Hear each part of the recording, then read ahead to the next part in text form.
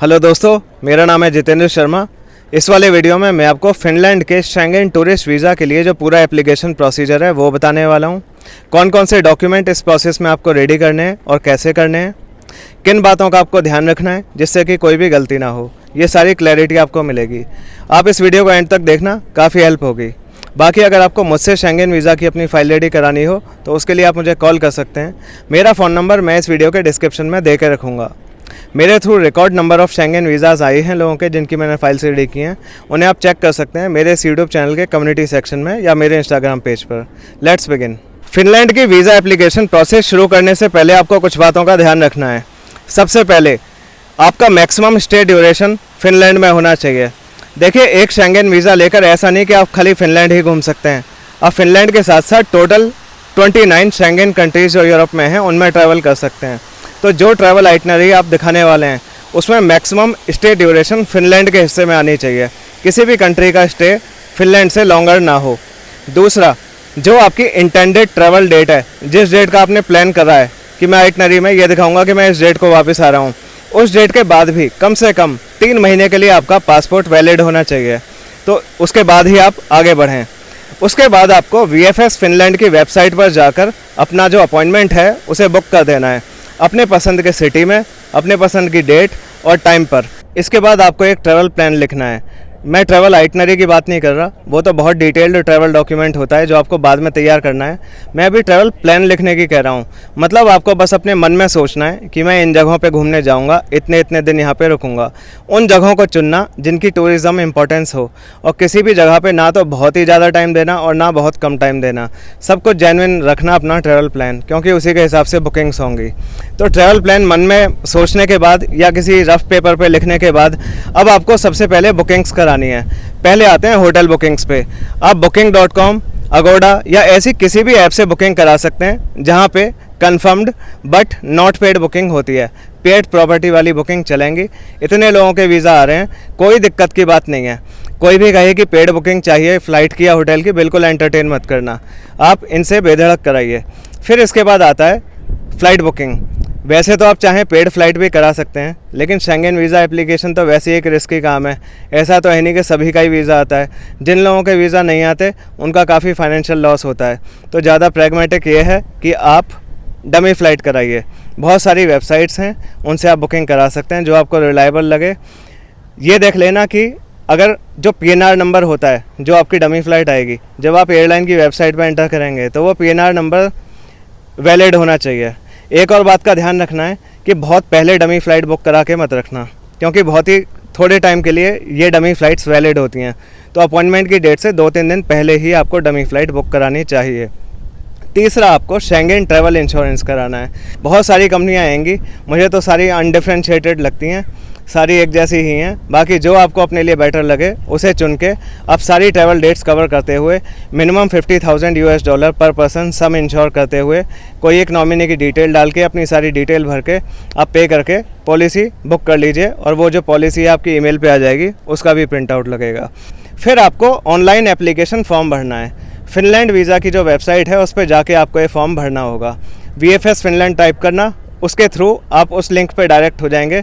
तो online application form भी आपको बहुत ध्यान से भरना है। बहुत सारे उसमें पॉइंट होते हैं, कोई भी गलती नहीं होनी चाहिए।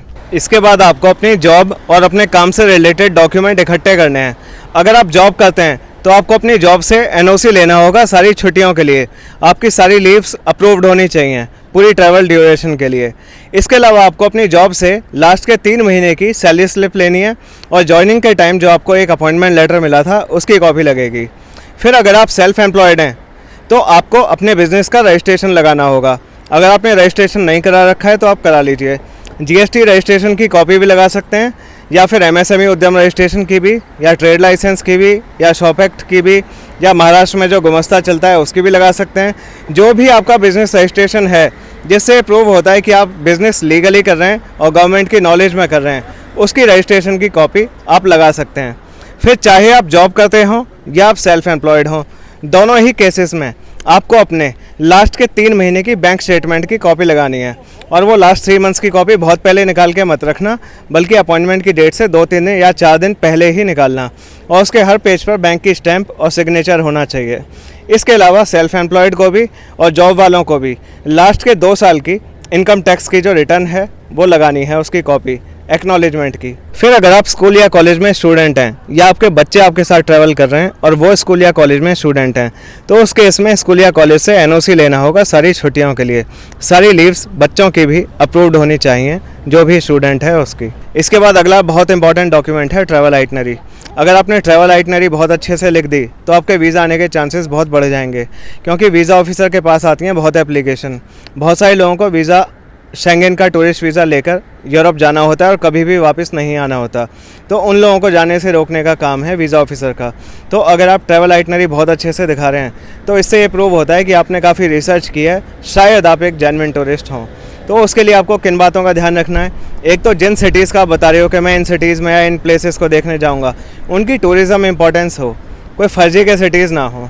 फिर आप एक करेक्ट सीक्वेंस में घूमें, एक लॉजिकल ऑर्डर में, ये नहीं कि आप ज़िगज़ैग घूम रहे हैं उल्टा सीधा तरीके से, बहुत प्रॉपर रूट दिखे। फिर किसी भी सिटी में बहुत ज़्यादा नंबर ऑफ़ नाइट्स मत देना।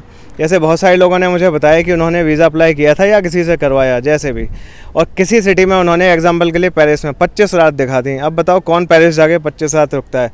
तो ऐसी फर्जी आइटनरी बिल्कुल मत बनाना कि एक ही सिटी में बहुत ज़्यादा दिन दे रखे हैं, और ऐसी फर्जी आइटनरी भी मत बनाना कि हर सिटी में बहुत कम टाइम दिया हुआ है, कि 10 दिन दे रहे हैं और 10 सिटीज़ घूम रहे हैं। दोनों ही केसेस में वीज़ा रिजेक्ट होने के बहुत हाई चांसेस होंगे। तो इन बातों का आप खास ख्याल रखें। और फिर इस आइटनरी को आप पेपर फॉर्म में अच्छे से टाइप करें, प्रिंट करें। आपको ये आइटनरी एक बहुत अच्छे फॉर्मेट में लिखनी है। सारे होटल्स जो आपने कराए उनकी डिटेल लिखें, सारी जो फ़्लाइट्स कराई हैं उनकी जानकारी दें, हर सिटी में कौन से प्लेसेस आप विज़िट करने वाले हो ये बताएं, कहाँ कितने रात रुकोगे, ये सब। अगर आपने आइटनरी बहुत अच्छे से लिख दी तो आपके वीज़ा आने के चांसेस बहुत बढ़ जाएंगे। ट्रैवल आइटनरी के बाद अगला जो इम्पोर्टेंट डॉक्यूमेंट है वो है कवर लेटर। अगर आपने कवर लेटर भी बहुत अच्छे से लिख दिया तो आपके वीज़ा आने के बहुत अच्छी संभावना है। कवर लेटर आपके पूरे केस की समरी है। कवर लेटर में बेसिकली आपको ये बताना है कि आपकी इंडिया में सोशल और इकोनॉमिक टाइज काफ़ी अच्छी हैं। अगर आप जॉब करते हैं तो आप बताएं कि मेरी ये जॉब है, यहाँ पे मेरा ये रोल है, ये मेरी डेजिग्नेशन है, ये मेरी सैलरी है, मेरा इतने साल का वर्क एक्सपीरियंस है, ये सब। और अगर आप सेल्फ एम्प्लॉयड हैं तो आप बताएं कि ये मेरा काम है, ये मेरी कंपनी का नाम है, यहाँ पे मैं ये करता हूँ, ये यहाँ पे काम होता है, ये वाले मेरे बिज़नेस का रजिस्ट्रेशन है, इतनी मेरी इनकम होती है। और दोनों ही केसेस में, चाहे आप सेल्फ एम्प्लॉयड हों या जॉब करते हों, आप अपना अकाउंट बैलेंस बताएं, आप अपनी सारी एसेट्स जो मूवेबल और इमूवेबल हैं दोनों के बारे में बताएं। और जो इमूवेबल एसेट्स हैं जैसे कोई प्रॉपर्टी, जैसे कोई शॉप, फ्लैट, लैंड, इन सब की आप कॉपी भी लगाएँ।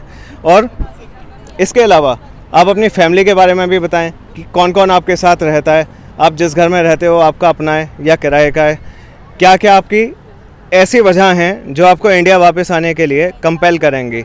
अगर आपने ये प्रूव कर दिया कि आपकी इंडिया में जड़ें मजबूत हैं, अच्छे से आपने पूरे डॉक्यूमेंट्स जो जो लगाए हैं उनके बारे में बताया, अगर आपने अच्छे से लिख दिया कवर लेटर, तो आपके वीज़ा आने के बहुत अच्छे चांसेस होंगे। देखिए मेरे थ्रू बहुत ज़्यादा शेंगेन वीज़ा आते हैं, उसकी सबसे बड़ी वजह है ट्रैवल आइटनरी और कवर लेटर बहुत अच्छे से लिखना। यूरोप के ऊपर काफ़ी सालों से ट्रैवल रिसर्च कर रहा हूँ, उसका फ़ायदा मुझे लोगों की ट्रैवल आइटनरी लिखने में मिलता है।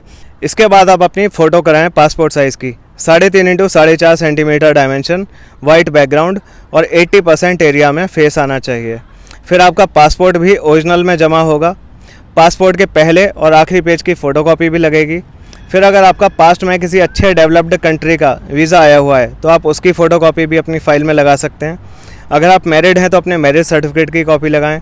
अगर आपके बच्चे आपके साथ ट्रैवल कर रहे हैं तो उनकी बर्थ सर्टिफिकेट की कॉपी लगाएं, और अगर नहीं भी कर रहे हैं तो भी उनके बर्थ सर्टिफिकेट की कॉपी लगा सकते हैं। अगर आपके बच्चे हैं, they look like a social ties, ठीक है। फिर इसके अलावा अगर आप अपनी फैमिली में किसी मेंबर को स्पॉन्सर कर रहे हैं उसकी ट्रिप को, जो आपके साथ ट्रैवल कर रहा है, तो उसके लिए एक स्पॉन्सरशिप लेटर भी लिखें। तो ये बहुत सारे डॉक्यूमेंट हैं जो आपको लगाने हैं। इसके अलावा कोई इमूवेबल एसेट हो या दूसरी कोई एसेट्स हो, या कोई भी डॉक्यूमेंट जो आपको अपने केस के हिसाब से लग रहा है कि ये मेरे लिए लगाना अच्छा है, या जो VFS फिनलैंड की वेबसाइट पर चेकलिस्ट दी हुई है उसमें केस टू केस अलग अलग रिक्वायर्ड डॉक्यूमेंट्स होते हैं, तो आपके केस के हिसाब से कुछ और डॉक्यूमेंट हो सकते हैं जो चाहिए हो, तो आप उन्हें लगाएं। और ये सारे डॉक्यूमेंट्स लगाकर आपको अपने अपॉइंटमेंट वाली डेट और टाइम पर VFS फिनलैंड के एड्रेस जो आपने सिटी चूज़ किया है उसमें जाके सबमिशन करना है अपनी फ़ाइल का, और उम्मीद है कि आपका वीज़ा आ जाएगा। बाकी अगर आप मुझसे फ़ाइल अपनी रेडी करवाना चाहते हैं शेंगेन वीज़ा की तो आप करवा सकते हैं। मेरा ब्रिलियंट सक्सेस रेट है शेंगेन वीज़ा एप्लीकेशन के फील्ड में। जो मेरे थ्रू शेंगेन वीज़ा आते हैं, आप उन्हें इस मेरे यूट्यूब चैनल के कम्युनिटी सेक्शन में जाके चेक कर सकते हो और मेरे इंस्टाग्राम पेज पर भी देख सकते हो। मुझे कांटेक्ट करने के लिए आप मुझे कॉल या मैसेज कर सकते हैं। मेरा फ़ोन नंबर मैं इस वीडियो के डिस्क्रिप्शन और पिन की गई सबसे पहली कमेंट में दे के रखूँगा।